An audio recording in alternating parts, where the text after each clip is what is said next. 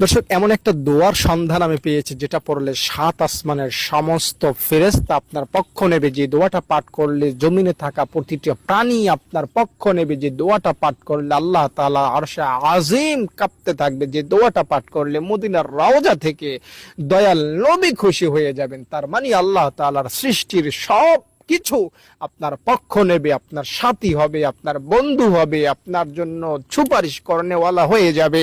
তাই দোয়াটা একবার হলেও জীবনে পাঠ করতে ভুলবেন না, মিস করবেন না। আমি দোয়াটা বলছি তার আগে অনুরোধ করব, ভিডিওটিতে লাইক করবেন, কমেন্ট বক্সে আমিন লিখবেন। যারা লাইক কমেন্ট করলেন, আল্লাহ আপনাদের মনের আশা পূরণ করে দেন, আপনাদের কি শিশু বানান, বাবু বানান, নিষ্পাপ বানান, হাজিদের মতো গুনাহমুক্ত করে দেন, আল্লাহুম্মা আমিন।